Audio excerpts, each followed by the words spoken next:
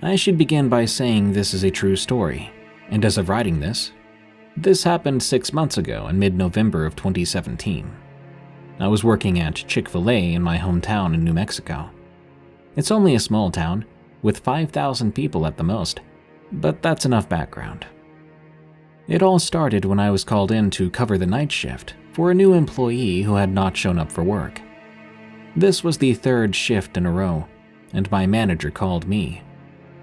I didn't mind going in because money is money, and I knew the other fellow employees I'd been friends with for a while were working, so I thought the time would go by pretty quick. Beyond them, there were 3 other staff members working as well, but I didn't know them very well. They'd only started in the last few months.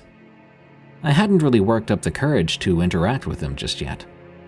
I'll assign them names for this story: Alex, Luke, and Eric. My 2 friends are Lucy and Sam. To be clear, Alex was the manager. That night in particular, things were a little strange. We didn't see anywhere near as many customers as we usually did, but I didn't mind. Maybe the workload would be a bit lighter that way, although the shift would be longer because of it. At around 11 o'clock, Luke and Alex walked out and went home, leaving Eric, Sam, Lucy, and myself to hold down the fort during the last hour of the night shift. Then, to our surprise, there was an influx of customers. In the span of 10 minutes, we'd served 20 customers, and it got a bit rushed. During the rush, Eric accidentally hurt himself, burning his hand on the grill. Lucy had to take him to the hospital, leaving me and Eric to finish serving the others, clean up, and close up at 12, when we were due to close. Apart from the influx of customers, everything went normally, except we were spread thin, and we had to stay behind an extra half hour to clean up after we had closed. Once we finished cleaning up, Eric left, and I closed things down for the night. I'd been working there for 2 years, so I guess Sam thought he could trust me to do it. Anyway, I locked the door and proceeded to walk to my car. But before I could even get to my car, I felt something hit me in the back of the head. The next thing I knew, I was waking up in a lounge chair. I tried to get up, but I couldn't move at all. The only thing I could compare that to was sleep paralysis. At this point, I was beginning to panic. 1,000 things ran through my head. Who did this? Why? Why can't I move? You know, the basics when you wake up in that kind of situation. I started to try and yell for help, but all that came out was an unintelligible mumble, kind of like someone speaking when they just had a stroke. It was at that point I heard a voice. Good, you woke up. My eyes darted to where the voice had come from. They were just outside of my range of vision, considering I couldn't even move my head or any muscle for that matter. By then, I was absolutely terrified. A million questions, a million thoughts rushed through my mind. Then, the person who had been talking walked out into the open. They were big. It was Eric, standing there with a surgical face mask. His eyes looked sinister, and he had a scalpel in his hand. I started to freak out. He proceeded to say, "Been wanting to do this for months." Without a second thought, he took the scalpel to my arm and started to slice, and it looked as if he had done it before. The pain was unbearable, but I couldn't move, just whimper. Then, thank God, sirens and lights. It was the police. Eric stood up with the knife, unsure of what was going on, and in seconds the police had kicked the door down. In a flash, with Eric unwilling to drop his scalpel, the police shot him. Not long after, the paramedics arrived. The police had managed to stop the bleeding and had realized he had drugged me, a substance to prevent me from running and possibly bleeding out too. Perhaps he wanted me to watch him remove the flesh from my own body. I would later find out the only reason I was alive was because Lucy and Sam had returned to the store and noticed my car was still there. They proceeded to watch the security footage to find out where I went, and they saw that I'd been struck in the head by Eric. They called the cops right away. I also found out I was not his first victim. The person whose shift I had been covering was the first. He had missed his shifts because Eric had apparently killed him.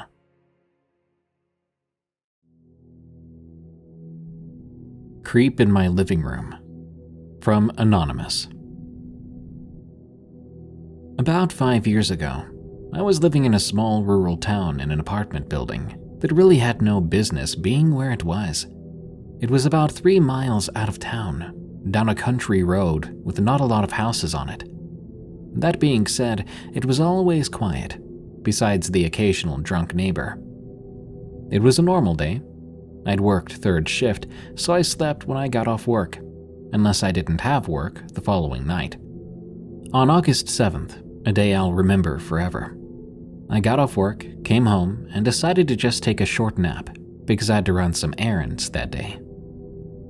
I woke up and got dressed and went to get in my car when I was stopped by my neighbor, Tyler. Tyler asked me what I was doing the night before. He explained he had seen me outside my apartment, messing with one of my window screens. I assured him I was at work the night before, and it was probably just some drunk idiot. I went on about my day, did what I had to do, and got back home around 8 p.m. I went inside and put my groceries away, and I decided to watch some TV. Honestly, I can say I'd forgotten about the whole thing by then. Between 11 and midnight, I decided to go to bed. I turned my TV off and walked towards the stairs. I made it about halfway up when I heard a loud bang come from the living room where I just was. I stood still for about 30 seconds or so, and that's when I decided to keep going up the stairs. Not 5 seconds after that, I heard the sound of my living room window practically exploding. Now, I'm a big guy, 6'4" and 280 pounds. That being said, I have zero tolerance for someone coming into my home. In my mind, they would take one look at me and run away. That wasn't the case. I ran down the stairs to see what was going on, and sure enough, there was a man about halfway through my window. I froze simply because I'd heard stories 100 times like this, but now it was happening to me. He hit the floor, stood up, and we locked eyes. The only thing that came out of my mouth was, "Get the hell out of my house." He had other plans. We stood there for what felt like hours just staring at each other. He had this paralyzing smile on his face. That's when I noticed the knife in his hand. I said out loud, "You take one step towards me, I'll kill you." He stayed still and said back, "If you were at work tonight, this wouldn't have happened." Right then, I knew this man was going to kill me, or at least try. I turned, ran up the stairs, made it to my bedroom, and slammed the door.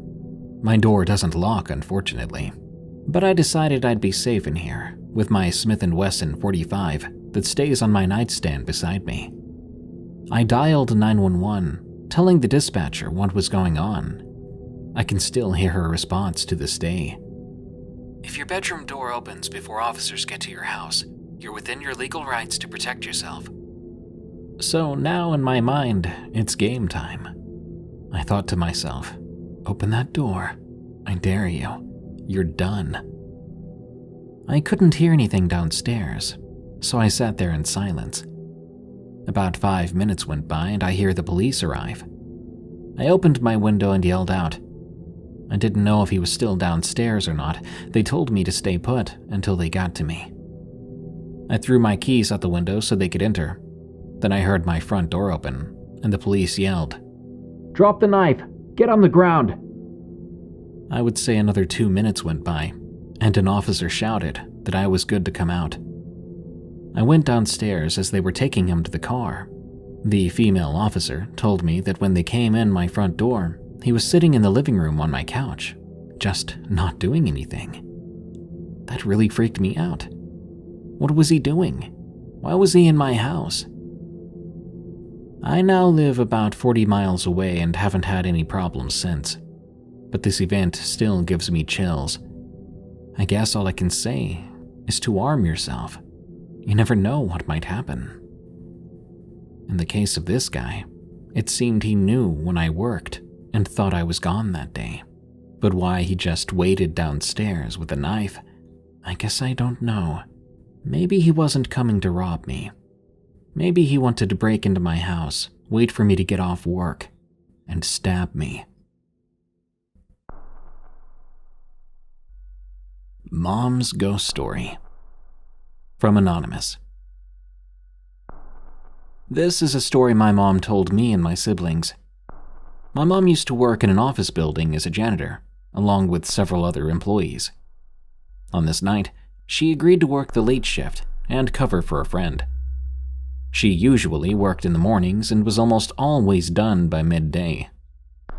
She was assigned the job of cleaning the top floor, after which she would work her way down until about halfway. Before my mom had taken that job, some of her coworkers, who had been there way before she had, told her that the 8th floor of the building was haunted by a ghost that was said to cry horribly at around 12 a.m., startled but not too fazed by it. My mom just thought it was her new coworkers trying to scare her. After all, she was new and had only been there for a couple of weeks.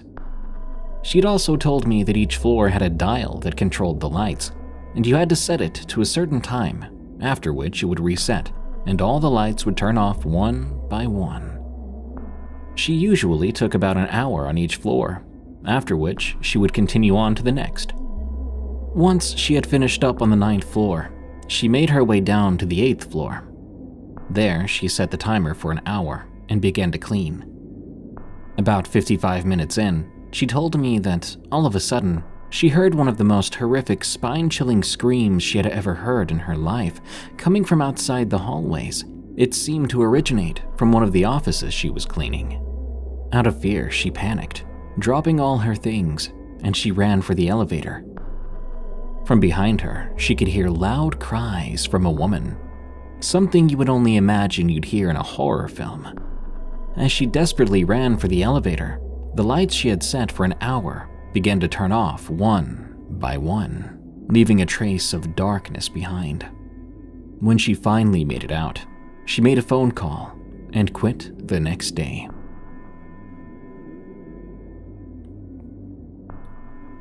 I see dead people. From Anonymous. I live in a small town in Kentucky where nothing really happens. I'm a 22-year-old volunteer 911 operator, and I also have a sort of gift for seeing and hearing spirits. This happened around 4 years ago, and it's still going on today. I was working a late shift and decided to clock out a little early. I packed up my stuff and told my supervisor I was heading home.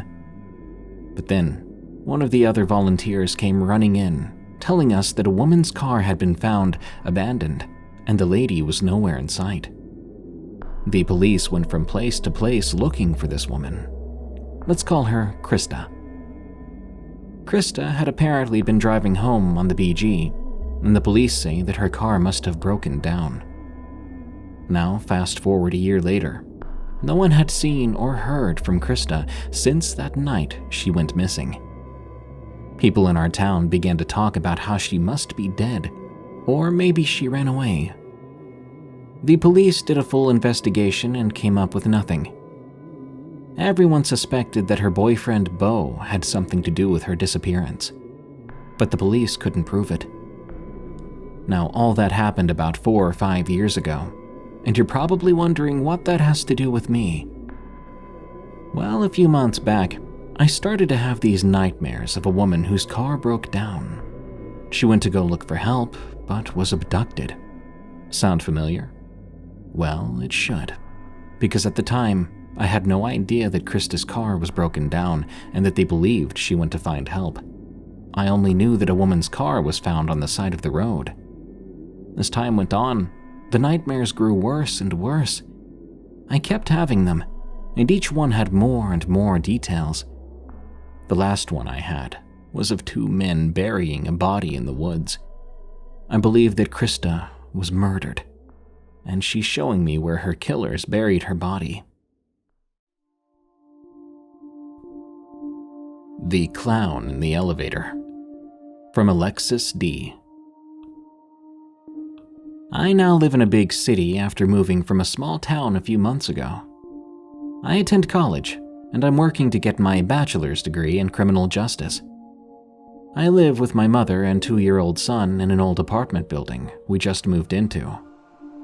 I thought the apartment building looked safe, but what happened to me about a week ago has changed my mind. I work the graveyard shift, going to work at 5:30 p.m. and usually getting off at 4 a.m. It was a couple of nights after Halloween, and my mom was at the apartment watching my son.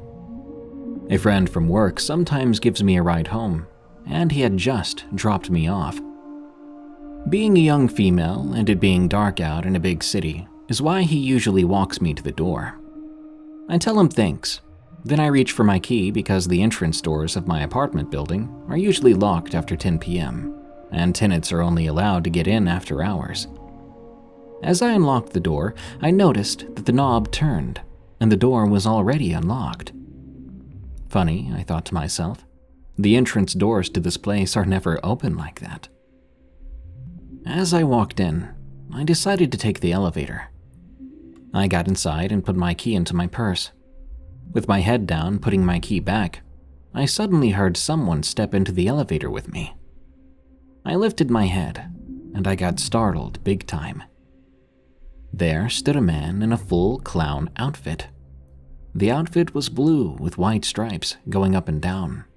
He wore huge blue clown shoes, a blue curly clown wig, along with a red nose and blue and red makeup, forming a smile. However, he did not have an actual smile on his face. His expression was nothing but a deep blank stare. The elevator doors closed, and I say good evening to him, being the nice person I was.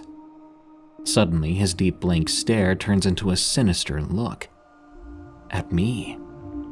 As the elevator starts going up, I think to myself, what in the world is he doing in this building at this hour?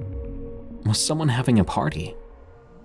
But birthday parties usually don't go until 5 a.m., especially if it's a kid's birthday party, where clowns would often be present. I also noticed he was carrying a bag, which I didn't notice when he first stepped into the elevator. As he looked at me with that sinister look, he bent down to get something from that bag right when the elevator stopped at the 6th floor, the floor where my apartment was. The elevator doors open up, and I start stepping out, saying, "Have a nice morning," to him. As I say this, he looks up, and the sinister look turns into an even more sinister smile. He grabs something out of his bag and stands up. What he grabbed turned out to be a huge kitchen knife. I scream then, running from the elevator down the hallway, and I kid you not, this clown man chases me with that knife. I ran as fast as I could, being chased, the man laughing like a lunatic. Finally, I make it to my room and quickly grabbed my keys, opening the door, just as he reached me with the knife. I slam the door in his face and go straight to the phone to call 911. After I call the cops, I look out the peephole on my door, and I don't see anyone out there. My mom wakes up, and I tell her what happened and why I called the cops. When they arrive, the sinister clown is nowhere to be found in the building. The cops don't think I'm lying, though, because in the building right next to ours, a man had been spotted with the same kind of clown suit. He fit my description. A few nights ago, in the same neighborhood I live in, there was a murder in one of the houses. A woman was strangled to death, and a witness even said a clown was spotted in the area. Luckily, the police promised to patrol the area, and they continued to check the apartment building. So, creepy clown, please don't come near me again. Lady in the White Shorts, from M. Kintz. I live in Northwest Florida, and I work at the airport. I've been there for 20 years, primarily working the graveyard shift as a toll booth cashier. During the night, I use a handheld computer to enter letters and numbers from license plates for lost ticket purposes. Sometimes my manager assigns me to go to the garage for inventory, and I always feel uneasy about the 4th level. One night, as I was inputting information into my handheld, I looked up and noticed a woman standing near the edge of the garage.